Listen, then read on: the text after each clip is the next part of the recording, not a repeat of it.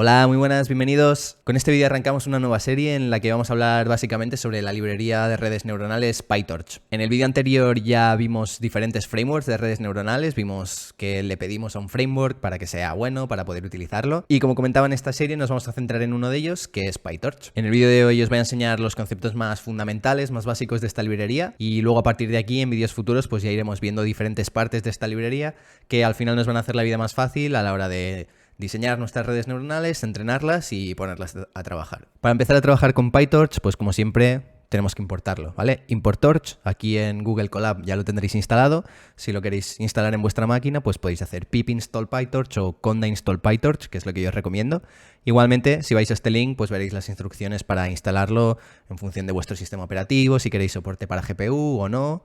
Entonces, ¿qué es PyTorch? Pues como ya comentamos en el vídeo anterior, PyTorch es un framework de redes neuronales, ¿vale? Al final va a ser un conjunto de clases, herramientas, sublibrerías, ¿vale? En Python, en este caso, que nos van a hacer la vida más fácil a la hora de diseñar, entrenar y poner a trabajar nuestras redes neuronales. Cuando yo pienso en PyTorch me gusta verlo de esta forma, ¿vale? Para mí PyTorch es igual a NumPy más AutoGrad más GPU. ¿Vale? Entonces en el vídeo de hoy vamos a ver estos tres aspectos de PyTorch, qué significa cada uno de ellos, para entender en su totalidad esta librería. La primera característica de la que vamos a hablar es NumPy, ¿vale? Esta es quizá la característica más interesante de PyTorch, la que hace que tanta gente lo use, y es que si sabemos utilizar NumPy, prácticamente ya sabemos PyTorch. En vuestro caso, como ya os habéis visto todos los vídeos de NumPy de mi canal, pues seguro que ya lo conocéis. Entonces, el objeto principal de NumPy, si os acordáis, es lo que llamamos el array multidimensional o el ND-array, ¿vale? Es este objeto base de NumPy que luego utilizamos para todo. Pues en PyTorch tenemos lo mismo, pero se llama tensor. Este objeto tensor lo podéis ver muy similar a lo que sería el array de NumPy, pero con superpoderes, ¿vale? Que es lo que comentaremos en las secciones de después. Entonces aquí os voy a enseñar ahora varios ejemplos de cómo hacer este tipo de objeto tensor, ¿vale? Como comentaba, es muy similar a NumPy, por lo tanto prácticamente las mismas sintaxis que utilizamos para hacer nuestros arrays de NumPy nos va a servir para hacer nuestros tensores de PyTorch. Por ejemplo, aquí tenemos un ejemplo de cómo hacer un tensor, todo de ceros, con 5 filas y 3 columnas, ¿vale? En este caso sería una matriz. Aquí tenéis otro ejemplo de cómo hacer un tensor con valores aleatorios, ¿vale? En este caso ya sí que es un tensor tridimensional. Tendríamos como 5 matrices de 3 filas y 2 columnas, ¿vale? Y como podéis ver aquí, pues son valores aleatorios. Si recordáis, también podíamos hacer arrays a partir de listas de Python. Pues en PyTorch lo mismo, ¿vale? Podemos hacer tensores a partir de listas, ¿vale? En este caso, pues esta matriz, simplemente llamando al constructor tensor, pasándole la lista, pues nos lo convierte en un tensor de PyTorch. Y también podemos crear estos tensores a partir de arrays de NumPy directamente, ¿vale? Aquí tengo un array de NumPy que inicializo a partir de una lista, ¿vale? Le llamo A y voy a crear un tensor con la función esta from / NumPy, le pasamos el array de NumPy y ya nos lo transforma a un tensor de PyTorch. Si aquí ponéis tensor, igual que antes, también funcionará, ¿vale? La diferencia es que hará una copia de esos datos creando un tensor. La gracia de utilizar el from NumPy es que no se crea esta copia de datos, ¿vale? Los datos siguen en el mismo sitio en la memoria, simplemente ahora Python lo va a interpretar como un tensor de PyTorch en vez de como un array de NumPy. Esto es un poco más eficiente, sobre todo si trabajáis con arrays muy grandes. Pues como comentaba, los arrays de NumPy y los tensores de PyTorch son muy parecidos, entonces lo mismo que vais a poder hacer con los arrays de NumPy ya intuís que lo vais a poder hacer con los tensores de PyTorch, ¿vale? Aquí, por ejemplo, me he definido estos dos tensores aleatorios, ¿vale? Serían estas dos matrices y podemos sumarlas, ¿vale? Igual que si fuesen arrays de NumPy, los tensores de PyTorch, pues podéis hacer operaciones con ellos, sumar, restar, multiplicar, dividir, etc. También podéis indexar estos tensores como hacíamos en arrays de NumPy, por ejemplo, así sacaríamos la primera fila, así sacaríamos el elemento en la primera fila, primera columna, así es como sacaríamos toda la primera columna, ¿vale? Si os acordáis con los dos puntos, pues sacamos todos los elementos de aquella dimensión. También hablamos del troceado. Por ejemplo, en este caso vamos a sacar todas las filas excepto la última y todas las columnas excepto la primera, ¿vale? Entonces obtenemos esta submatriz de aquí. Una función interesante que podemos aplicar directamente sobre estos tensores, que esto sí que en NumPy no lo tenemos, pero en PyTorch lo vamos a utilizar mucho, es la función view, ¿vale? Esta función nos permite reordenar las dimensiones de nuestros tensores. Por ejemplo, si cogemos el tensor de antes que era de 3×3 y le queremos añadir una dimensión extra al principio, pues lo hacemos de esta forma, ¿vale? View 1, 3, 3. Obviamente aquí las dimensiones pues tienen que encajar. Si utilizamos un -1, lo que vamos a hacer es todos los elementos que sobren en aquella dimensión que queremos hacer, pues los va a poner allí, ¿vale? Esto es una forma muy común de coger cualquier tensor de PyTorch y convertirlo en un array, ¿vale? En una lista de una sola dimensión. Con el view -1 cogerá todos los elementos y los va a estirar, ¿vale? Esto lo usaremos bastante. Y por último, si tenéis un tensor y queréis utilizarlo en otras funciones que esperan arrays de NumPy, ¿vale? Es bastante común coger el tensor y recuperarlo como un array de NumPy, ¿vale? Eso es súper fácil. Simplemente cogéis el tensor .numpy, ¿vale? Y lo que os devuelve ya son los mismos datos que tenéis en el tensor, pero en un array de NumPy. Vale, pues ya hemos visto la primera característica que hace a PyTorch, ¿vale? ¿Os acordáis? PyTorch era igual a NumPy más autograd más GPU. Pues ahora vamos a ver la segunda característica, que es autograd. Esta es probablemente una de las características más importantes que tiene PyTorch, ¿vale? Y consiste básicamente en que nosotros, cuando creemos nuestros tensores y les vayamos aplicando operaciones, PyTorch lo que va a hacer es, de forma dinámica, a medida que vamos aplicando estas operaciones, es ir construyendo lo que se conoce como el grafo computacional. Ahora veremos un ejemplo de esto muy sencillito para que lo entendáis. La gracia es que una vez tenemos este grafo computacional definido para toda una red neuronal, por ejemplo, es muy fácil calcular todas las derivadas de forma automática. Esto lo que va a hacer es ahorrarnos el tener que calcular todas las derivadas a mano e implementarlas allá como hemos hecho en los vídeos anteriores, en el que hemos calculado estas derivadas a mano y las hemos implementado en nuestras clases para poder calcular estos gradientes y luego utilizarlos para optimizar nuestro modelo. Entonces, con Autograd lo que vamos a hacer es hacer esto de forma totalmente automática, ahorrándonos todo ese trabajo. Vamos a ver cómo funciona esto. En primer lugar, para que esto funcione, necesitamos que nuestros tensores tengan esta opción de aquí, el requires grad, a true, ¿vale? De esta forma le estamos diciendo a PyTorch que vamos a querer calcular derivadas con respecto a estos tensores de aquí. Entonces aquí lo que tenemos son estos dos tensores x e y, con valores 1 y 2 respectivamente, y lo que vamos a hacer es sumarlos, x e y nos vamos a guardar el resultado en p. Entonces ahora definimos otro tensor, que también vamos a querer calcular estos gradientes, al que le llamamos z, y lo multiplicamos por p. Y todo esto nos lo guardamos en una variable g, ¿vale?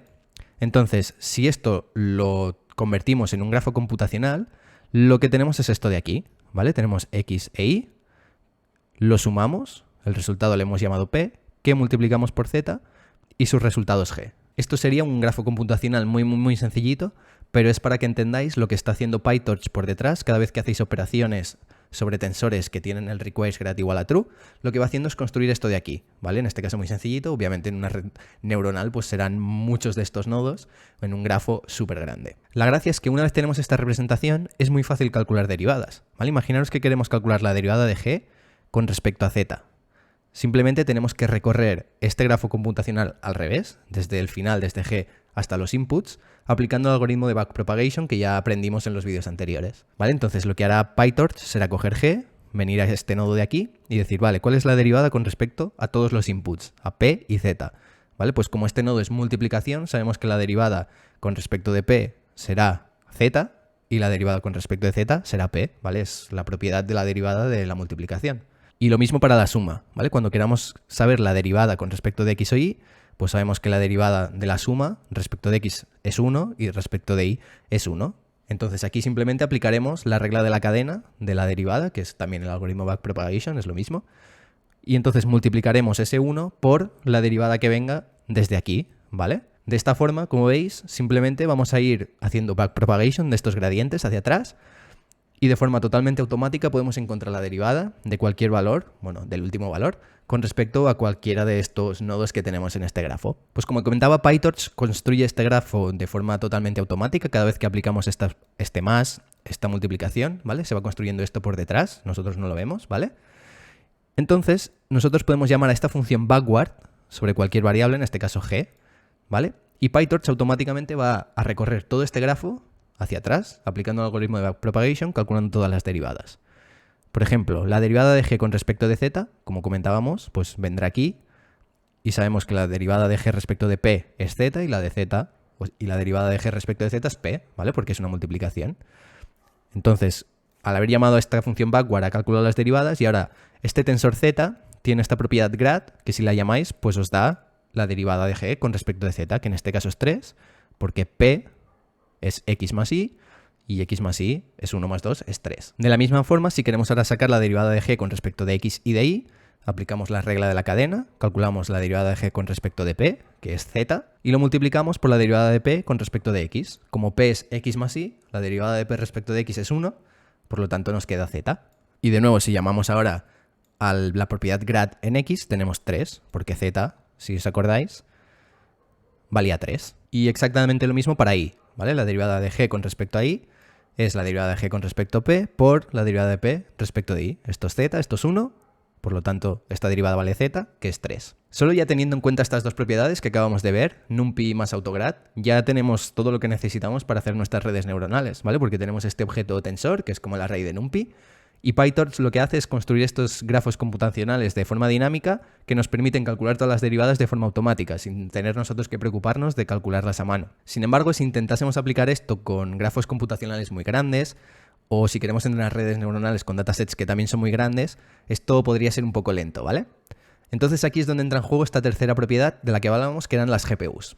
Aquí tenéis un ejemplo, ¿vale? Una imagen de lo que sería una GPU, ¿vale? En este caso la RTX 2080 Super, simplemente un modelo de GPU. Y bueno, si vosotros sois gamers, os gusta el tema de los juegos para ordenador, pues probablemente ya sepáis muchas cosas de GPUs. Pero si estáis un poco alejados de este mundillo, os voy a explicar rápidamente qué es una GPU, para qué sirve y por qué es uno de los elementos principales de PyTorch. Si habéis prestado un poco de atención, los vídeos anteriores en los que hemos implementado nosotros desde cero nuestros perceptrones multicapa, ¿vale? Esta arquitectura de red neuronal tan sencillita, os habréis dado cuenta que básicamente la operación principal es coger una matriz de pesos y multiplicarla por otra matriz, que serían los datos o la salida de una capa, para calcular la salida de esa misma capa, que luego se la pasamos a la capa siguiente, etcétera, hasta la salida. Entonces, el problema principalmente es que cuando estas matrices son muy grandes, la CPU del ordenador puede tardar mucho en calcular estas operaciones, en hacer esta multiplicación. Entonces, las GPUs lo que hacen es hacer esta misma operación, pero mucho más rápido. Estas GPUs las podéis ver como un mini ordenador dentro de vuestro ordenador y básicamente se desarrollaron para renderizar gráficos, ¿vale? Por eso se utilizan para videojuegos. En un videojuego básicamente lo que tenemos es un mundo virtual, ya sea 2D o 3D, y este mundo está representado por muchos triángulos, ¿vale? Al final estos triángulos tienen vértices, puntos, con unas coordenadas en este mundo virtual. La cosa es que cuando nosotros queremos ver ese mundo virtual en nuestra pantalla, lo que tenemos que hacer es calcular la posición relativa de todos estos puntos, que pueden ser millones o trillones, con respecto a lo que sería la cámara, ¿vale? Que representaría nuestra pantalla. Si esto lo queremos hacer en una CPU, también va súper lento, por eso se inventaron las GPUs, ¿vale? Para hacer solo esta operación, pero mucho más rápido que lo que lo hace una CPU. La casualidad es que esta operación de calcular esta posición relativa con respecto a la cámara es una multiplicación de una matriz muy grande por otra matriz. Y como esto es lo mismo que hacemos para entrenar redes neuronales, utilizar GPUs para entrenar redes neuronales, pues también da como resultado que lo podemos hacer mucho más rápido. Este también es uno de los motivos por los que hoy en día tenemos este boom, ¿vale? De las redes neuronales, porque el acceso a este hardware es más fácil que nunca. Y en este caso, por ejemplo, en Google Colab podéis utilizar una GPU gratis, ¿vale? Si venís aquí a entorno de ejecución, el cambiar tipo de entorno de ejecución, ¿vale? Si os aseguráis que aquí tenéis marcado GPU, pues vais a poder utilizar una GPU gratis para entrenar vuestras redes neuronales mucho más rápido. Si queréis hacerlo en vuestro ordenador, pues tendréis que compraros una de estas GPUs. Entonces, vamos a ver ahora cómo coger estos tensores de PyTorch y las operaciones que realizamos con ellos que se ejecuten en la GPU para que vayan más rápido, ¿vale? Lo primero que podéis ver es si podéis utilizar una GPU de esta forma, ¿vale? torch.cuda.isAvailable os va a decir si podéis usar GPU o no, ¿vale? Si os da true es que sí, si os da false pues no podréis utilizar una GPU y todo se ejecutará en la CPU. Aquí como ejemplo tenemos estos dos tensores, ¿vale? Que serían matrices muy grandes. Y si medimos el tiempo que tarda PyTorch en hacer esta operación, en multiplicarlas, sin decirle nada más, por lo tanto lo estará haciendo por defecto en la CPU, tarda unos 37,9 milisegundos. ¿Vale? Sin embargo, si esto lo ejecutamos en una GPU, pues como veis, tarda menos de la mitad, ¿vale? 14,4 milisegundos. Y la única cosa que tenemos que hacer para decirle a PyTorch que esto lo ejecute en la GPU es esto, ¿vale? Cogemos nuestro tensor y llamamos a la función CUDA sobre el tensor. Y lo que hará PyTorch es directamente, si hay una GPU disponible, cogerá todos estos datos y los copiará a la GPU, ¿vale? Entonces, una vez estos datos vivan en la GPU, cualquier operación que hagamos con ellos automáticamente se hará en la GPU. Como veis, muy sencillo. Si alguna vez habéis intentado programar en CUDA, que es el lenguaje que se utiliza para programar las GPUs, pues sabéis que es ultra complicado, ultra difícil y poder hacerlo de esta forma tan sencilla es casi un milagro. Pues ahora os voy a enseñar varias formas que tenemos para enviar estos datos a la GPU, ¿vale? Porque PyTorch nos da como varias opciones. Una de ellas es definir este device de aquí, de esta forma, torch.device CUDA, ¿vale? Y entonces, cuando defináis un tensor, directamente podéis decirle ya dónde vive. En este caso, pues también le podéis decir device igual a CUDA, por lo tanto ya cuando lo cree directamente lo creará en la GPU. Si no, también podéis coger el tensor y llamar a la función .CUDA, como hemos hecho antes, para enviarlo a la GPU. Otra opción es llamar a la función .to y aquí le podéis pasar el device que queréis utilizar, ya sea directamente la palabra CUDA o el device que hemos hecho arriba, ¿vale? Todas estas son formas válidas de enviar vuestros datos a la GPU. Si ahora queréis traerlos de nuevo a la CPU, pues aquí también tenéis varias formas de hacerlo. Vale, pues ahora que hemos visto ya qué es PyTorch, que básicamente es la combinación de estos tres factores que comentábamos, una sintaxis pues muy parecida a NumPy, que además tiene autograd y que podemos ejecutar en la GPU para que vaya más rápido, lo que vamos a hacer es reimplementar nuestro perceptrón multicapa de varios vídeos atrás, pero ahora con PyTorch. Vamos a hacer un clasificador de imágenes con el dataset MNIST, que es algo que también hemos hecho ya en vídeos anteriores, ¿vale? Así ya sabéis de qué va la cosa. Y básicamente, pues si os acordáis, tenemos estos dígitos manuscritos de aquí y a partir de los píxeles simplemente el objetivo es identificar pues que esto es un 4, que esto sea un 5, que esto sea un 1, etc. Entonces cogemos nuestros datos, los separamos en train y test para poder evaluar nuestro modelo con datos que no hayamos usado para entrenamiento.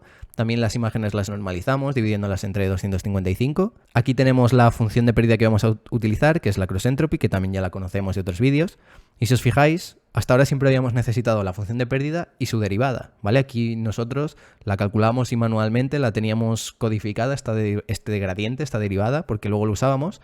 Aquí ya no nos va a hacer falta, ¿vale? Porque como hemos comentado antes, PyTorch automáticamente lo va a calcular. Entonces definimos nuestro perceptrón multicapa simplemente con estas matrices de pesos, ¿vale? Tenemos los pesos de la primera capa y de la segunda capa, ¿vale? Será un perceptrón multicapa con 2 capas o una capa oculta, en este caso con 100 neuronas. Y aquí, como comentaba, tenemos las diferentes matrices con el requiresGrad igual a true, acordaros, para poder calcular derivadas con respecto a estos tensores, que los genere directamente ya en la GPU y que sean de tipo float, ¿vale? Estos son requisitos que tiene PyTorch para que todo esto funcione bien sin problema. También cogemos nuestros datos, los convertimos en tensores y los enviamos a la GPU, ¿vale? Como ahora todo vive en la GPU, tanto estas matrices que representan los pesos del perceptrón como los datos, cuando los multipliquemos, pues esto automáticamente se va a ejecutar en la GPU y por lo tanto mucho más rápido que si lo hiciésemos en la CPU.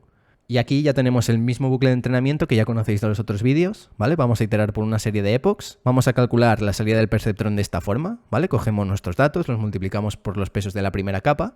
A eso le aplicamos la función de activación de tipo ReLU. Y ya las predicciones las sacaremos multiplicando la salida de esta primera capa, lo que nos da después de la ReLU, lo multiplicamos por los pesos de la segunda capa. En este caso, las diferencias con NumPy pues son los nombres de estas funciones, ¿vale? En este caso, es multiplicar dos matrices, ¿vale? En NumPy utilizábamos .dot, ¿vale? Simplemente un nombre diferente, pero hace lo mismo. Una vez tenemos ya la salida del perceptrón, podemos calcular la función de pérdida así aplicándole la loss function que queremos, la cross entropy. Y ahora, una vez tenemos esto, ya es muy fácil. Loss.backward va a calcular todas las derivadas de esta loss function con respecto de todos los pesos, ¿vale? En las implementaciones anteriores, si os acordáis, aquí ya teníamos unas cuantas líneas calculando todos los gradientes, con las funciones, con las expresiones correspondientes, pero aquí veis que es súper fácil, ¿vale? Como PyTorch se ha guardado todas estas operaciones, ha ido construyendo este grafo computacional, cuando llamamos a backward sobre el valor de la loss function, automáticamente aplica el algoritmo de backpropagation y calcula todos los gradientes. Una vez tenemos estos gradientes calculados, pues ya podemos aplicar esta regla de actualización de pesos del descenso por gradiente que llevamos utilizando desde el principio, cogiendo nuestro peso y restándole el producto del learning rate por el gradiente. Además aquí, de la forma en que lo estamos haciendo, tenemos que poner a 0 este gradiente después de aplicarlo, porque si no lo que haría PyTorch es acumular estos gradientes cada vez que llamamos a backward y no es lo que queremos, ¿vale? Queremos aplicar siempre el gradiente sobre 0. Como veis, la función de pérdida va bajando, lo que indica que en principio el entrenamiento está bien. Y si evaluamos ahora nuestro modelo, pues vemos que tenemos una precisión de alrededor del 94%, ¿vale? Con los datos de test. Y esto sería todo para la introducción a PyTorch. Espero que os haya servido para entender cómo funciona este framework. Hacemos un resumen, ¿vale? PyTorch al final lo podéis ver como la combinación de estas tres características. En principio, NumPy. Realmente lo que tenemos es el objeto tensor, que es muy parecido al array de NumPy. De hecho, utiliza la misma sintaxis. Vais a poder indexar de la misma forma, crearlos de la misma forma. Sobre esta estructura de datos tenemos autograd, que es la creación dinámica de este grafo computacional, que lo que nos va a permitir es calcular gradientes de forma arbitraria sin nosotros tener que derivarlos manualmente e implementarlos en nuestra red neuronal, lo cual es excelente. Y por último, podemos ejecutar todos estos cálculos en la GPU, que como ya hemos explicado antes, pues va a hacer que todo este proceso de entrenamiento de nuestras redes neuronales sea muchísimo más rápido. En los próximos vídeos veremos otras partes de la librería de PyTorch que también nos van a hacer la vida un poco más fácil a la hora de todo este proceso de entrenar redes neuronales. Así que nada más, nos vemos en el próximo. ¡Chao!